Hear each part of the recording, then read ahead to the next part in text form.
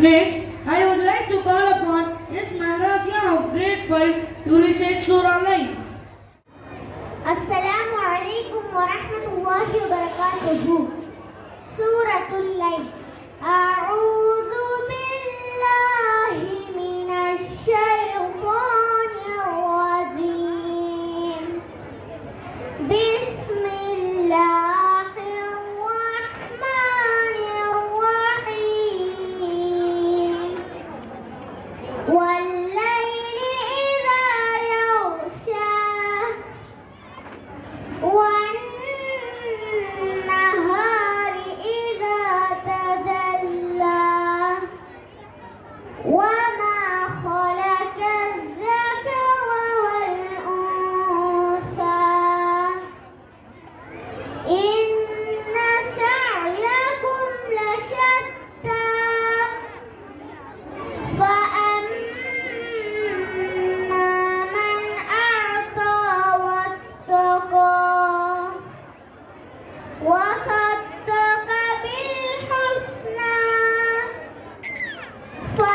فسنيسره لليسرى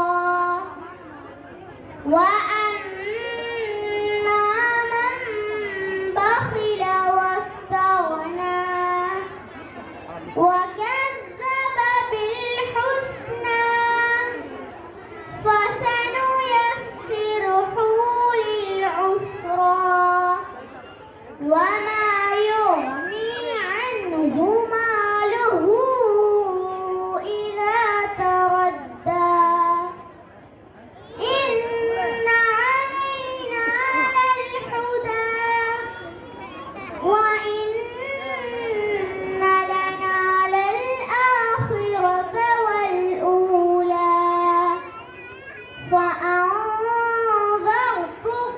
نارا تلظى لا يصلاها إلا الأشقى الذي كذب وتولى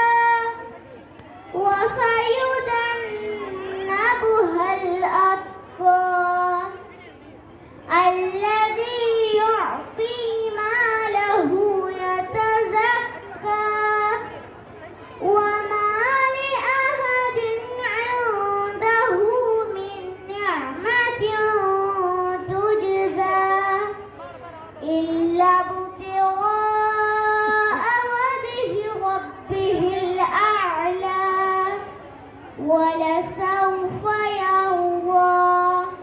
صدق الله العظيم. MashaAllah, it was a breathtaking recitation. May your recitation resonate with Allah's grace. In the glow of dimmed lights, we gather tonight on its gentle light to witness a tale unfold, silent with profound. Through mime and gesture, a message profound. Let's call upon our grade of 7 and 8 boys to act a mime on mobile addiction.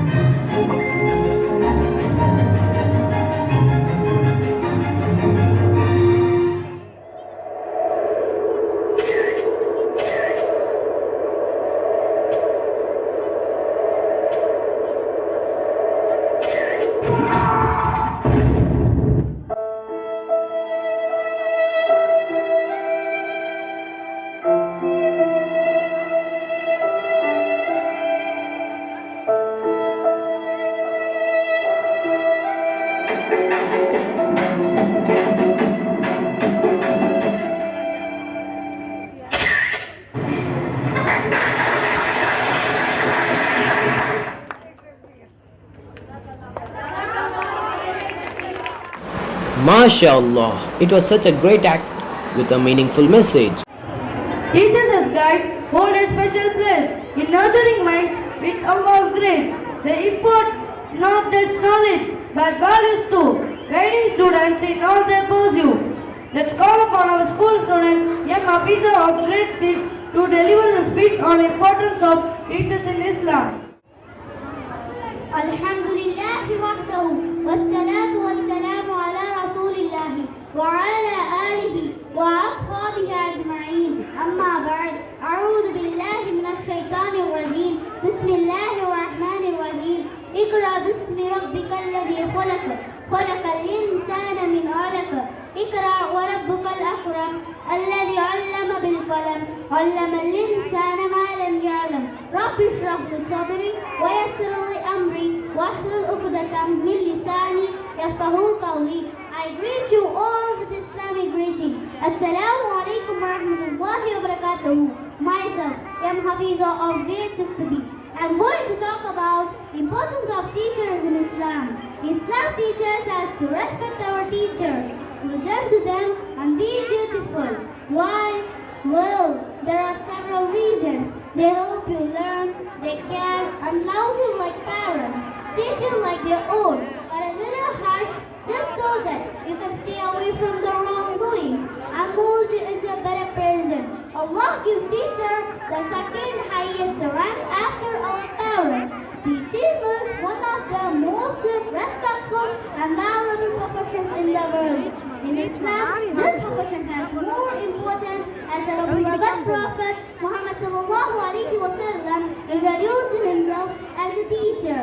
Due to the important role of teachers, Islam has granted high status and rights to the teacher. We can understand the highest rank of teachers from the quote of Hazrat Ali radiallahu anhu, in which he stated that if a person teaches me one single word, he has made me his servant for a lifetime. There are lots of hadith about teachers in Islam. Prophet Muhammad sallallahu alaihi wasallam told us about how teachers should be like him. Jabir ibn Abdullah reported that the Prophet of Allah, peace be upon him, said, "Verily, Allah did not send me to be harsh or obstinate. Rather, He sent me to teach and put at ease." He also told us about how everything in this world is asking for forgiveness for the good teacher Aisha. May Allah please with her reported that the Prophet, peace be upon him, said, "Everything seeks for forgiveness for the teacher of virtue, even fish in the sea." As a result, it is obvious that scorning, wronging, or disappointing a Muslim is haram, and those who do so will be punished both here and in the hereafter. In short, we should know respect and become closer to the teacher who is willing to give us education and knowledge. Always respect your teacher, because just like another thing, we will be answerable to Allah subhanahu wa ta'ala for our behaviors and attitude towards teacher also. Let's end up the speech with dua for teacher. Oh Allah, grant my teacher more success. Without my teacher, I would not have been successful. وآخر دعوانا أن الحمد لله رب العالمين. جزاك الله خيرا كثيرا. MashaAllah, it was such an amazing speech with agreeable message to enrich our hearts and minds with the light of divine guidance. Next, I would like to call upon young Muhammad Rilwan of grade 6 and A. Abdullah of grade 7 to deliver the Arabic Quran with Tamil translation.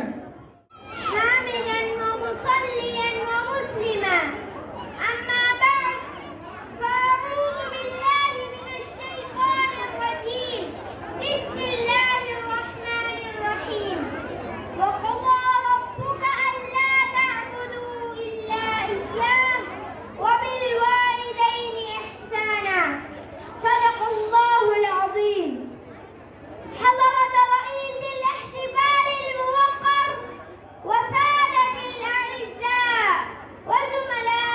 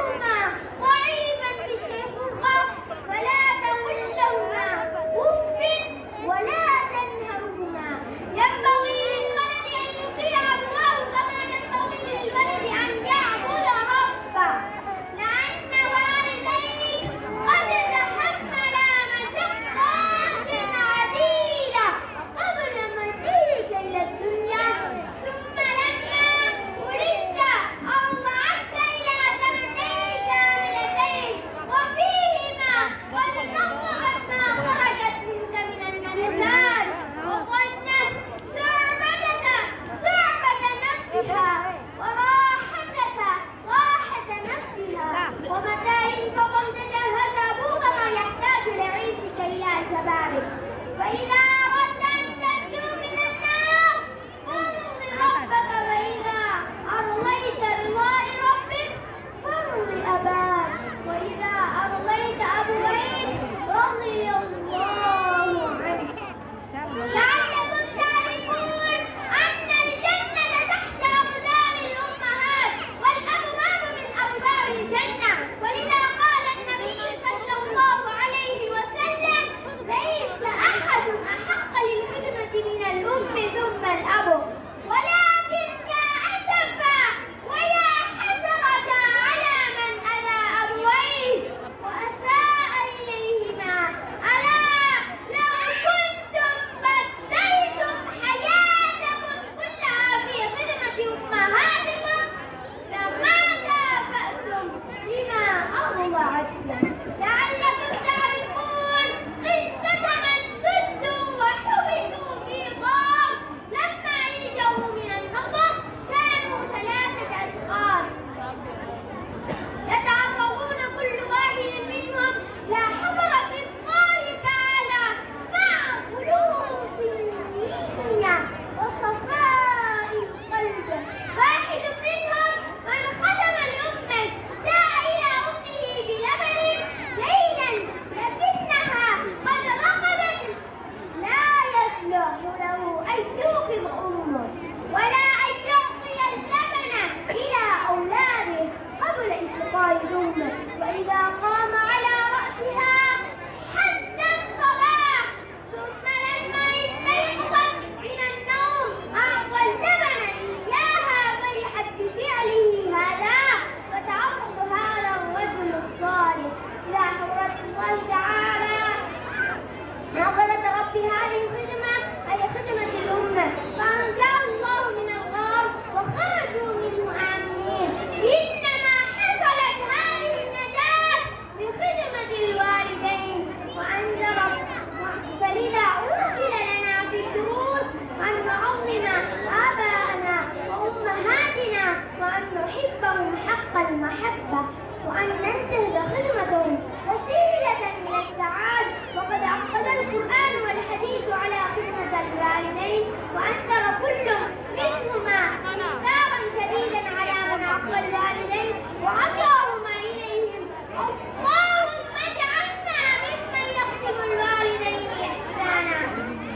جزاكم الله أحسن الجزاء، وآخر دعوانا أن الحمد لله رب العالمين. السلام عليكم ورحمة الله وبركاته.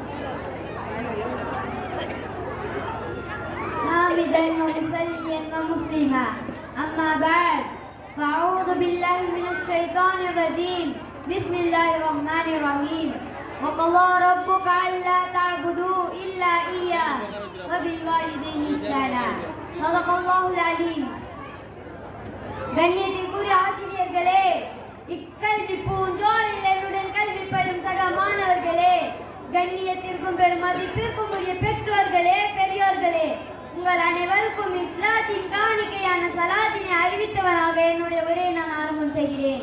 அஸ்ஸலாமு அலைக்கும் வரஹ்மத்துல்லாஹி வபரகாத்துஹு. கண்ணியத்திற்குரிய அல்லாஹ்வின் நல்லடியார்களே, அல்லாஹ் தஆலா நமக்கு ஏராளமான அருட்கொடைகளை வழங்கியிருக்கிறார். செல்வம், வீடு, காற்று என எண்ணிலடங்காத நியமத்துகளை வழங்கியிருக்கிறார்.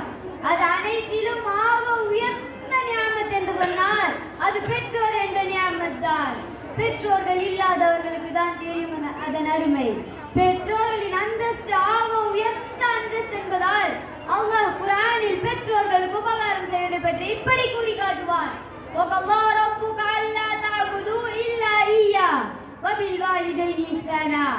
அல்லாஹ் தஆலாவை தவிர வேறு யாரையும் வணங்கக்கூடாது, பெற்றோர்களுக்கு உபகாரம் செய்ய வேண்டும் என்று கட்டளையிடுகிறார். அல்லாஹ் இந்த ஆயத்தை சற்று சிந்தித்து பார்த்தால் பெற்றோரின் அந்தஸ்து எவ்வளவு உயர்வானது என்பதை விளங்கிக் கொள்ளலாம். அல்லாஹ் இந்த ஆயத்தில் தன்னை தவிர வேறு யாரையும் வணங்கக்கூடாது என்று ஒரே கொள்கையை பற்றி சொன்னதற்கு பிறகு வபில்வாலிதைனி இஹ்சானா, நீங்கள் பெற்றோர்களுக்கு பணிவிடை செய்யுமாறு கட்டளையிட்டுள்ளான். அல்லாஹ் முழு குர்ஆனிலும் 3 விஷயங்களை மட்டுமே ஒரு வணக்கத்தை மற்றொரு வணக்கத்தோடு சேர்த்து செய்யுமாறு கட்டளையிட்டுள்ளார். அதில் ஒன்றுதான் வபில்வாலிதைனி இஹ்சானா, பெற்றோர்களுக்கு பணிவிடை செய்யுமாறு கட்டளையிடுகிறான். ஒரு தடவை வைசுல் கர்னி என்ற தாபி போது, நீங்கள் உமது பெற்றோர்களை கவனித்துக் கொள்ளுங்கள் என்று கூறிய நபி ஸல்லல்லாஹு அலைஹி வஸல்லம் அவருடைய வார்த்தைக்கு கட்டுப்பட்டு கடைசி வரைக்கும் நபி ஸல்லல்லாஹு அலைஹி வஸல்லம் அவரை பார்க்க முடியாமல், சஹாபி என்ற அந்தஸ்தை அடைய முடியாமல் தாபி என்ற பட்டத்தை பெற்றார்கள். நபியை பார்ப்பது எவ்வளவு பெரிய பாக்கியம்! அதை கூட தியாகம் செய்து பெற்றோர்களுக்கு பணியிட செய்தார்கள் என்பது வரலாறு. ஏன் பெற்றோர்களுக்கு இவ்வளவு பெரிய அந்தஸ்து என்று சொன்னால், நாம் கருவில் உருவாகி நம்மை பெற்றெடுக்கும் வரும் அனைத்து கஷ்டங்களையும் சகித்துக் கொண்டார்களே, இதற்கு பகரமாக நாம் எவ்வளவு பெரிய உபகாரம் ஒத்தாசை செய்தாலும் அது கால் தூசிக்கும் சமமாகாது. இதன் காரணமாக நாயகம் ஸல்லல்லாஹு அலைஹி வஸல்லம் அவர்கள் உமது பெற்றோர்கள் உமது சொர்க்கமாகவும் உமது நரகமாகவும் இருக்கிறார்கள் என்று கூறினார்கள். ஏனென்றால் தந்தையின் பக்கத்தில் தான் இறைவனின் பொருத்தம் இருக்கிறது. எனவே அல்லாஹ் நம்மை பொருந்திக் கொண்டு நமது சொர்க்கத்தை நமக்கு தர வேண்டும் என்று சொன்னால் நாம் நமது தந்தைமார்களை திருப்திப்படுத்த வேண்டும். அதே போன்றுதான் அல் ஜன்னத்து தக்தா அக்தாமில் உம்மஹாத், சொர்க்கம் தாய்மார்களின் பாதங்களின் கீழ் இருக்கிறது என்று நபி ஸல்லல்லாஹு அலைஹி வஸல்லம் அவர்கள் கூறினார்கள். எனவே நாம் நமது சொர்க்கத்தை அடைய என்று சொன்னால் நாம் நமது தாய்மார்களை திருப்திப்படுத்தாமல் நாம் நமது சொர்க்கத்தை அடையவே முடியாது. ஒரு தடவை ஒரு சஹாபி நபியிடம் வந்து, யா ரசூலல்லாஹ், எனக்கு தாயும் இருக்கிறார்கள் தந்தையும் இருக்கிறார்கள், இருவரும் வயோதிகர்களாக இருக்கிறார்கள், நான் யாருக்கு முன்னுரிமை தர வேண்டும் என்று கேட்டபோது அதற்கு நபி ஸல்லல்லாஹு அலைஹி வஸல்லம் அவர்கள் லி உம்மிக், உமது தாய்க்கு என பதிலளித்தார்கள். அந்த சஹாபி சும்மன் யா ரசூலல்லாஹ், பிறகு யாருக்கு என்று கேட்டபோது உமது தாய்க்கு என பதிலளித்தார்கள். அந்த சஹாபி மூன்றாவது தடவை கேட்டபோது 3 முறை உமது தாய்க்கு என பதிலளித்தார்கள். பிறகு 4வது தடவை தான் லி அபி, உமது தந்தைக்கு என பதிலளித்தார்கள். அப்படி என்றால் நாம் நமது தாய்மார்களின் அந்தஸ்தை விளங்கிக் கொள்ள வேண்டும். ஆனால் இக்காலத்தில் பெற்றோர்களுக்கு மாறு செய்பவர்கள், பெற்றோர்களுக்கு துன்பம் தருபவர்களை பார்க்கும்போது அவர்களுடைய நிலைமையோ மறுமையில் அந்தோ பரிதாபம். நாம் நமது வாழ்க்கை முழுக்க பெற்றோர்களின் பணியிலே கழித்தாலோ அவர்கள் அனுபவித்த கஷ்டங்களுக்கும் துன்பங்களுக்கும் நிகராகாது. ஒரு தடவை 3 நபர்கள் மழையின் காரணமாக குகையில் ஒடுங்கிய போது அதன் வாயிலில் அடைப்பட்டு குகையுள்ளே மாட்டிக் கொள்வார்கள். அந்த 3 நபர்களும் ஒவ்வொருவரும் அல்லாஹ் இதற்காக செய்த நற்காரியங்களை முன்வைத்து உதவி தருவார்கள். அதில் ஒருவர் தனது தாய்க்கு இரவில் பால் புகட்ட வந்த போது அவரது தாயார் உருகி விடுவார். அந்த பாலை தனது தாய்க்கு கொடுக்காமல் தனது பிள்ளைகளுக்கு கொடுப்பதை விரும்பாமல் இரவு முழுக்க தன் தாயின் அருகில் நின்று காலை அந்த பாலை தாய்க்கு கொடுத்த பிறகுதான் தனது பிள்ளைகளுக்கு அந்த பாலை புகட்டினார்கள். இந்த விஷயத்தை, இந்த பணிவிடை முன்வைத்து அல்லாஹ்விடம் உதவி தேட அல்லாஹ் அதை ஏற்றுக்கொண்டு அந்த 3 நபர்களையும் அந்த புகையில் இருந்து விடுவிப்பான் என்பது வரலாறு. இதனால்தான் நாம் நமது பெற்றோர்களுக்கு பணியிடை செய்யுமாறு அறிவுறுத்தப்படுகிறது. ஏனென்றால் குர்ஆனும் ஹதீஸும் தெளிவாக கூறிவிட்டது, நாம் நமது பெற்றோர்களுக்கு பணியிடை செய்தால் சொர்க்கம், மாறு செய்தால் நரகம் என எச்சரிக்கை செய்கிறது. கண்ணியமானவர்களே, நாம் அனைவரும் நமது பெற்றோர்களுக்கு களப்பற்ற மனதுடன் பணியிடை செய்ய அல்லாஹ் நமக்கு தௌஃபீக் செய்வானாக. ஜஸாகுமுல்லாஹு ஹஸ்ஸனல் ஜஸா. வாஹிரு தஅவானா அனில் ஹம்துலில்லாஹி ரப்பில் ஆலமீன்.